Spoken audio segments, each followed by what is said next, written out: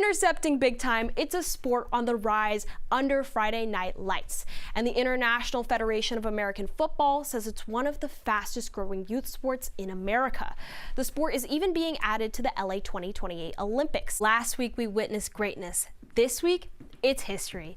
Game 7 of the World Series left its mark as one of the best ever played. And the Dodgers made it official, seizing the title 2 years in a row. During a chair-gripping 11 innings, Bo Bichette came in swinging early, giving the Jays a 3-0 lead in the third. Then, as hope was fading and down to their final 2 outs, Miguel Rojas turns the tables and ties up the game. And to seal the deal, Will Smith hits it out of the park, leaving the score at 5-4. And to finish it off, here's the 0-2 pitch. Kirk bounces one up the middle, bends to the bag, over to first to beat the champ. You gotta knock him out. The Dodgers stand tall. Back in the land of stars, the Dodgers were welcomed home with a big bash. Confetti, cheers, and fans camping to get a glimpse of their heroes. The parade was nothing short of electric. And amongst the roar of the crowd, emotions spilled out from various players, including Clayton Kershaw, capping off his career in the major leagues. 3 wins in 6 years, but the journey isn't over yet. Ohtani says he's ready for the 3rd ring. And the battle for the F1 World Championship is coming down to the finish line. And the carnival of action certainly came to life this past weekend at the Brazilian GP.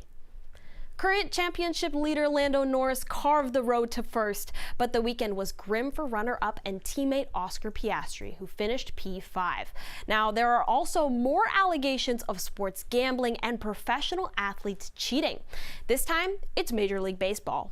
Cleveland Guardian pitchers Emmanuel Clase and Luis Ortiz have been indicted. And while baseball is over for the season, a big change is coming to the game next year.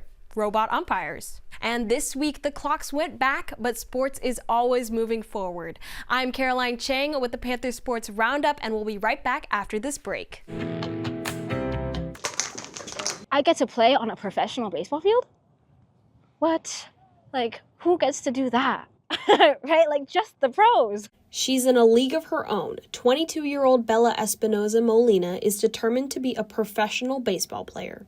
That has been unheard of for nearly 70 years since the end of the All-American Girls Professional Baseball League that spanned from 1943 to 1954.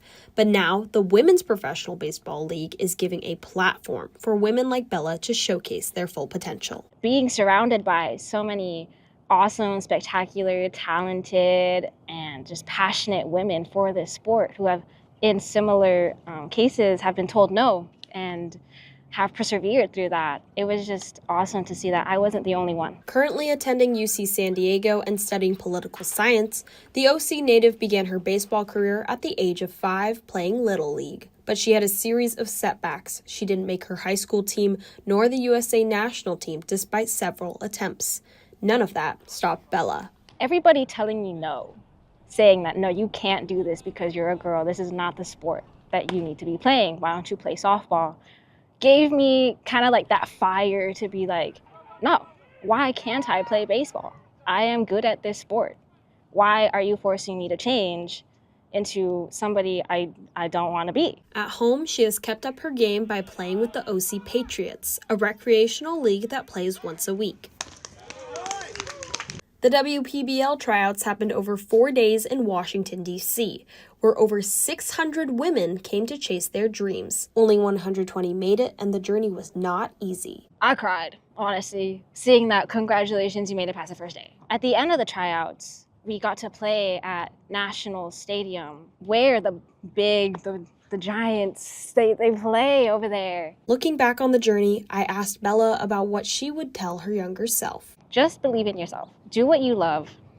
You'll be able to make it far. The draft for the Women's Professional Baseball League will be broadcast this Thursday on the WPBL's Instagram, TikTok, and YouTube channels starting at 8 p.m. Eastern. The inaugural season is set to take place next summer.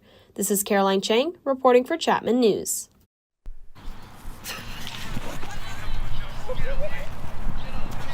Yeah! of girl playing in a boys league, they like can't really have as much playing time or can't have as many opportunities as these boys do. And so now, as flag football for girls becoming an actual sport, like now they just have more opportunities to grow and excel in the sport that they love. Julia Oberholzer is a senior wide receiver and linebacker on the OLU team. She has seen the team grow since flag football was added as a girls' high school sport in California in 2023.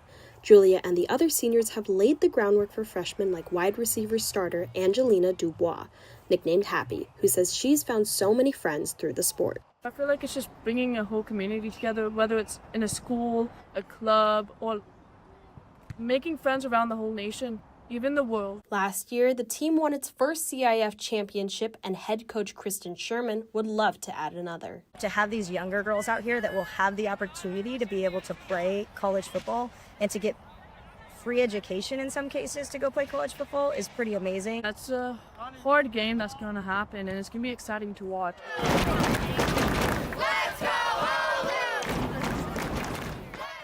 You couldn't take your eyes off the field. Neck and neck, both teams fought hard, exchanging points. But in the fourth quarter, Jay Sarah came out on top with freshman quarterback Kate Meyer scoring the final touchdown. OLU in the final minute of the game was able to rally back, charging down to the end zone, but ultimately the win went to the Lions 25-20. Despite the loss, the passion and grit shown by the Lancers was undeniable, and they still came away with a silver medal for their 24-3 record. Although their season has come to a close, their love for the sport will not fade. Best safety in the country. I love playing flag mostly because of the girls and the coaches. It's just like such a family and a community here, and I love being a part of that. We start seeing these 4-year-old kids playing flag football now, and I just super excited for the future and where it's going to lead, and to see what it looks like in 10 years. It's the fastest growing sport in the country. Told me their theme this year was to raise the bar. And while it may not have been the result they wanted, the story they're telling is certainly raising the bar.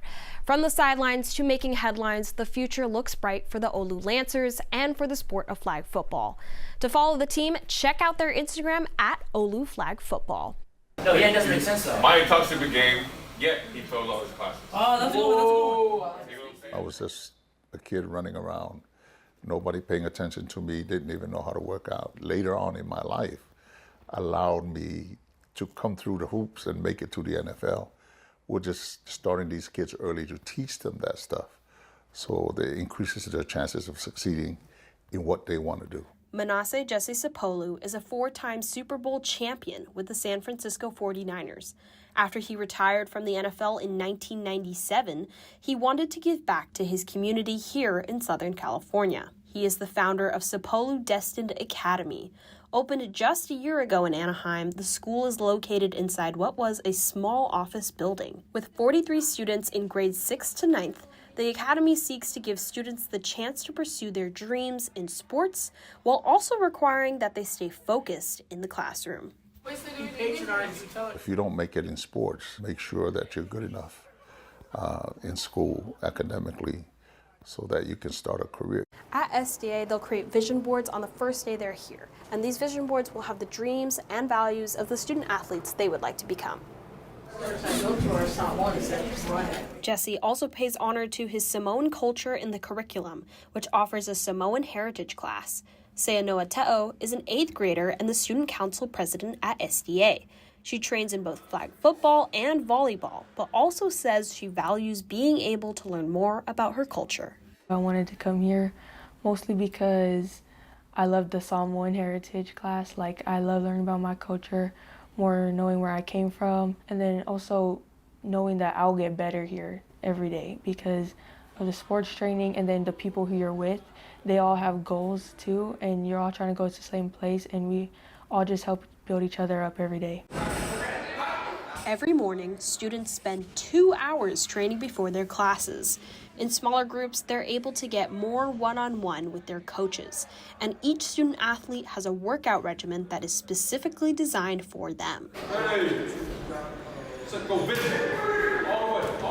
SDA also offers a nutrition class for the student athletes and training for public speaking, so they gain confidence to maybe one day handle media interviews with ease. More than just playing the game, like, you need to know where you're at, you need to know where your teammates are at, so the team can work together. I don't want them to put limits on themselves.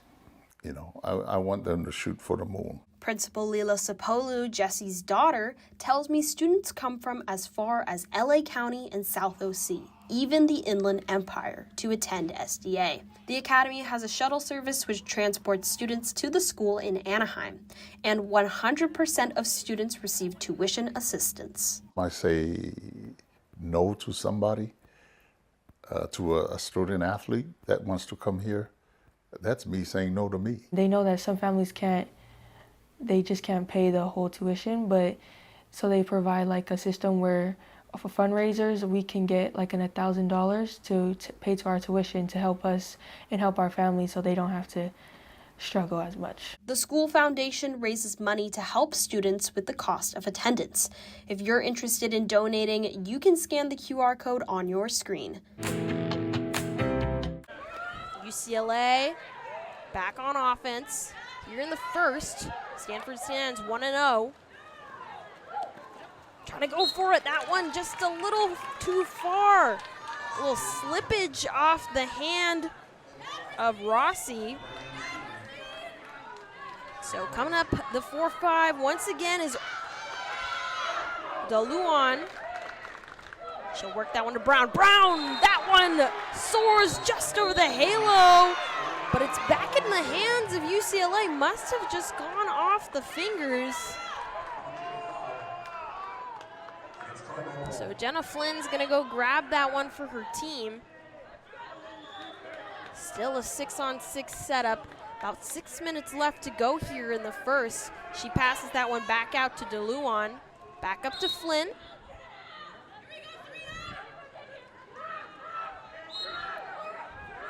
Quick foul.